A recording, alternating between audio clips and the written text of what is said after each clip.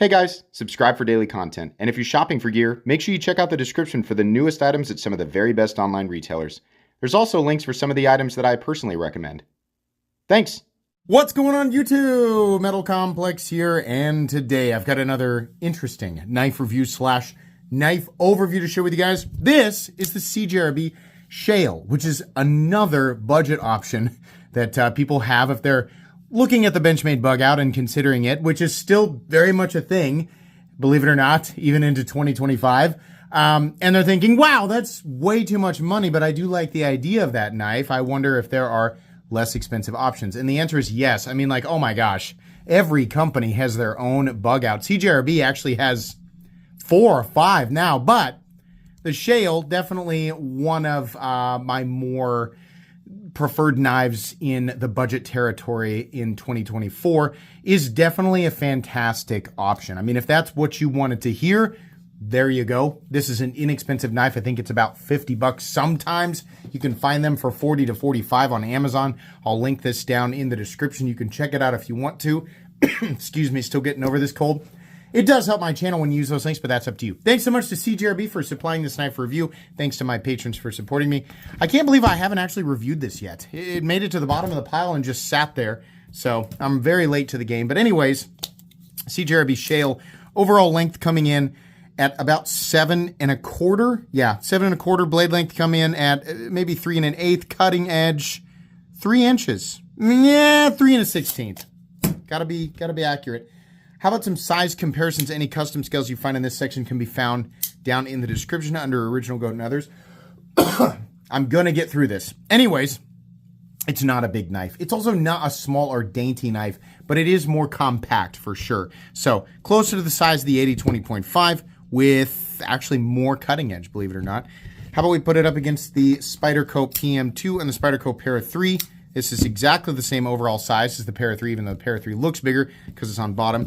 But once again, has way more cutting edge. And then finally, let's put it up against the Benchmade Griptilian, or in this case, the Ritter Hogue. And instead of the Hogue Deca, let's put it up against the Bugout. So the Bugout is its own thing for sure, right? It's the simple, minimalistic, classic knife handle meets drop point-esque blade with thin and compact, you know, design, right? So it is a little bit shorter, right? It's not quite as long. It's got a little bit less cutting edge. The frame or the handle is a little bit taller and the blade is a little taller. I don't know about you guys. Excuse me. I actually prefer the look of the Shale. In terms of like thickness, the Bugout here has custom scales on it, but they're about exactly the same as the standard scales. I'd say the Bugout is maybe slightly thinner. Slightly. You almost won't even notice it. Right, and as far as like how compact they are, even with the Shale being a little bit taller, these are essentially, it feels about the same. The standard Bugout's going to weigh less because they use what feels like aged wicker that's been buried in the ground and is decomposing. That's what they use to make the scales. I'm kidding, but it does feel unbelievably cheap. But it's so lightweight to the balance of, but yeah, it is. That's great. You can, you have the luxury of forgetting that it's in your pocket 3 times a week and washing it. And you also get to fear that every time you sneeze, you will obliterate your knife if you're holding it because it feels like it's made of baby powder. There's nothing wrong with the material that's used in the standard version of the Bugout. It just, I cannot emphasize this enough. This has been the subject of disappointment for so many people who spend the money on the Bugout and then they get it and they're like, is this a joke? You know, it's doing exactly what it's advertised to do and the material is plenty strong, but it does not inspire confidence. So if that's important to you, then something like this will cost you way less and it feels much more solid. Let's do carry profile. Thickness up against the Spyderco Para 3. A little bit thinner, actually. Length and height up against the PM2 and Para 3. Should be obvious. It's going to be very easy to carry this. It's very, very compact. I mean, as far as like a knife of this size goes. Let's weigh it. What are we looking at for materials? We're looking at AR-RPM 9, which is a spray form 9CR18 MOV, which I guess will perform like a spray form 440B, I think. So fine, right? Not going to win any awards in edge retention. Very easy to sharpen. very stainless, plenty tough, right? It'd be really cool to see, number one, some tests with the new ar-sfll, whatever they call that, their new proprietary steel that apparently performs like 154 cm. Some tests long-term to confirm that would be great, but I would love to start seeing that in probably not the same price point, but near it. Fingers crossed for 2025. But this is fine. At this price point, it's fine. I don't think it's the best steel. I think it's okay. It's going to be, for a knife that you're definitely going to be using a lot, it's fine because it'll be very easy to touch up. Then we have green G10 in this case, but we also have some combo colors like they did. It's like a light blue and orange, and at least one other color that you can check out. Like I said, it's linked down in the description, but kind of some cool color options there. So AR RPM 9, the G10, and then we do have nested steel liners, which is part of the reason why this feels so much more solid than the Bugout. Let's go ahead and weigh it here. So we're still looking at in the same territory. So to me, anything under 3 ounces is ultra lightweight. That's where I start to forget that it's in my pocket. So it doesn't matter if it's 1 ounce or 2.9 ounces, it's ultra lightweight to me. So that's great considering we have a blade length that's more than 3 inches. So the blade handle ratio, the weight to blade ratio is really good. And the balance on this knife is also very good, right behind the pivot. So let's go ahead and do a hardware check on this knife. Get out my tools as per usual. My tools are very inexpensive and very recommendable. You can find them right down in the section of my description that talks about the tools I use on this channel. T8 for the pivot, no surprise there. And look at this. Arts and Color CJRB starting to adopt T8 body screws. Nice move, thank you. Very, very cool. We do have some T6 screws for the pocket clip, but that's okay. Because this does not use cartridge liners, it uses full nested liners, there's no screw in the middle of the frame, which knives like this, and definitely the Bugout. I mean, holy God, the Bugout's got a lot all over there. Nope, it's just one here, or one here, and one here, and then this screw is one of the screws that would take the place of the pocket clip screws. My point is, the number of screws required to get into the internals, not very many, and also easy to do since we're looking at T8 and not T6, or nothing smaller than T8. Once you get in there, though, this is a crossbar lock with Omega springs. It's not the most fun the first time you do it. After you do it a few times, it's not a big deal, but it's definitely a little more tricky than something like a traditional liner lock, frame lock, something like that. I say traditional, something like a liner lock and frame lock, right? But it's far from impossible. As long as you have a place to put your hardware, I would recommend taping off the blade with a design like this. But as long as you have the place to put your hardware and the right tools for the job, you should be good to go. Let's measure the blade stock thickness and then get into the final part of the review here, the meat and potatoes, if you guys have forgotten what I call that section. Blade stock thickness, nice and thin, 103 thousandths. Blade geometry playing a huge role in how this feels while you're using it, which, by the way, I did just for, like I usually do with a simple knife like this. This doesn't stray too far from the path. Like this, there are 100 knives on this channel that I have reviewed that are essentially the same idea, right? So it doesn't require anything in depth. Carrying this knife is very similar to carrying a lot of the crossbar lock knives that imitate the Bugout that I've carried in the past. It's very, very similar. The blade geometry on this guy, nice and thin, right? Not only on the spine, but the taper down to the cutting edge is great too.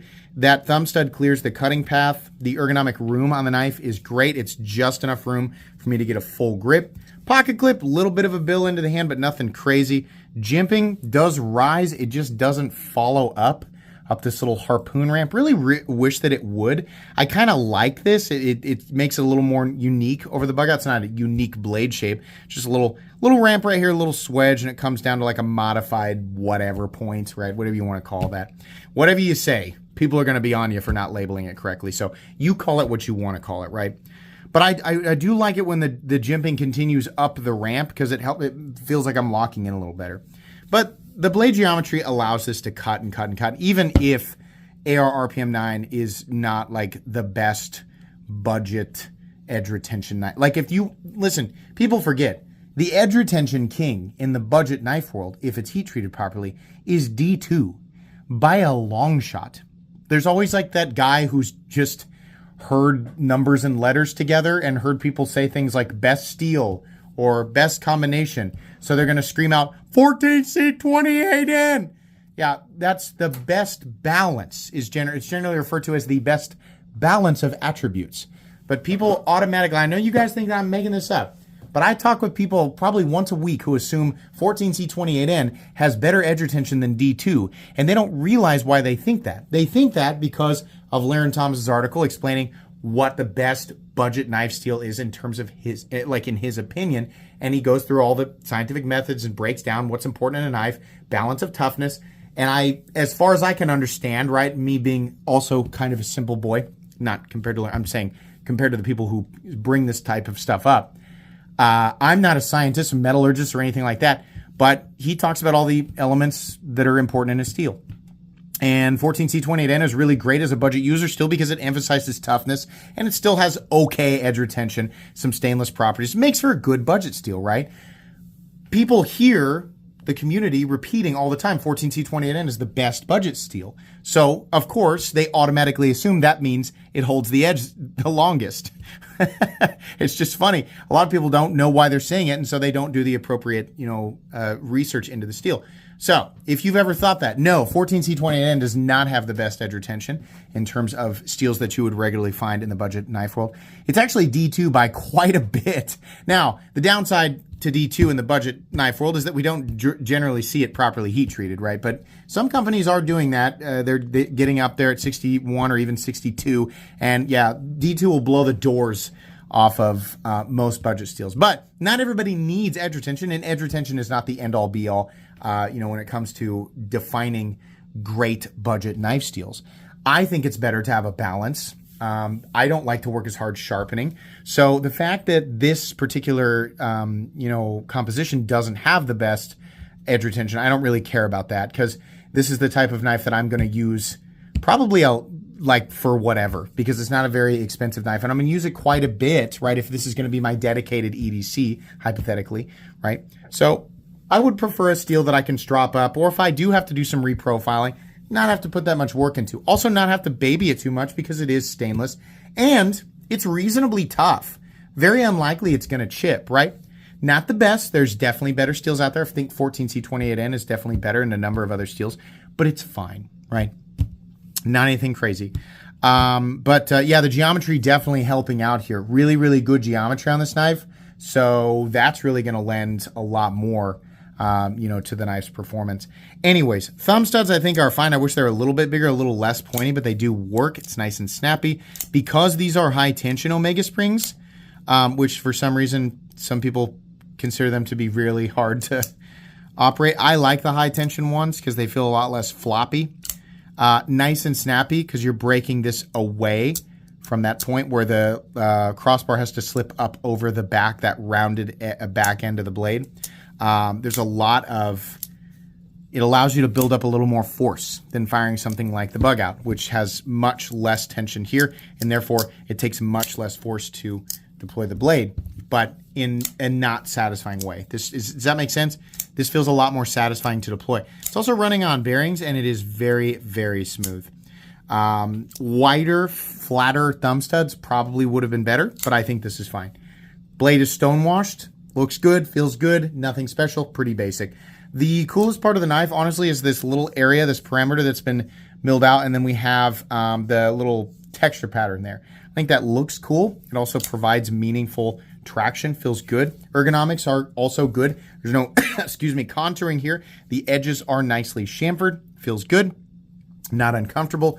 Like I said, bill of the clip, I can feel it a little bit. I wouldn't call it like a deal breaker hotspot or anything like that, but I can feel it a little bit, to be honest. You can take the clip and mount it for lefty carry, which is smart. We have a lot of companies out there who are providing ambidextrous locking systems and not ambidextrous clip mounting positions, which is stupid. If you're locking, listen, if you have a right-handed locking system, okay, that's one thing. You should still be figuring out how to cater to left-handed people, but that's one thing, right? If you have an ambidextrous locking system, right? Miguron. This is a crossbar lock. And you got one side of the clip. You even made it a symmetrical clip, right? There's plenty of companies out there doing the same thing. That's silly. That's ding-dong nonsense. No. Clip both sides. That's how you do it, right? Lefties, rejoice. They thought of you. They acknowledged your existence by drilling 2 holes. Silly. But anyways, because of that, though, they did not put a bald spot on the tech string underneath the pocket clip because they'd have to do it on both sides and it'd look a little bit weird, right? Unless they got fancy with the design. On the bright side, it's not an aggressive tech string, so it really doesn't matter. Lockup, a little stop pin back here, a little bit of shouldering, no blade play up, down, left to right, no lock stick whatsoever, no pivot lash. Nice and smooth in here, but definitely way smoother when you have that crossbar lock pulled back, right? And then a nice snap into the close position because of those high tension Omega springs. Feels good. How do we do on centering? Perfect. $50 knife. Truth be told, while this is a great option, there are a lot of them out there. I mean, a lot. Like I said, every company has their Benchmade Bugout. And that's fine because the Benchmade Bugout isn't really all that special. It's just a lightweight, compact, incredibly generic, and incredibly classic knife handle profile mixed with the most generic blade shape of all time. And it appeals to a lot of people because it's a safe design. So if that appeals to you, but the price tag doesn't, which is most people, buy one of the less expensive options, right? This is great, but there's a bunch of options in CJRB's line, as well as a number of other companies. But if you're looking at this and you're going, whatever, I just want to know, is this one worth it? Yeah, it's fine. For $50, I think it's fine. If you can find one, if you can find a deal on one for 40 to 45, which periodically you will, check the website, check Amazon. Yeah, at $50, I think it's fair. So this is going to go, it's not something that people should be beating down doors for. It's not like, oh my gosh, you have to have this. But yeah, I think it was one of the better budget releases of 2024, and it's definitely a generically recommendable knife. So it's going to go on my cheap knives I like playlist. That's going to be it today, guys. Thanks again to CJRB for sending this in. Please make sure to follow me on Instagram at metal_complex. If you enjoyed this video, leave a like. If you'd like to check out my other content, I do, of course, have lots of videos of knives that are either expensive or inexpensive that I do or don't like, so check those out. And if you enjoy all my content, go ahead and click on that Metal Complex logo right there and subscribe because there's definitely more coming. Thanks again for watching, everybody, and have a great day.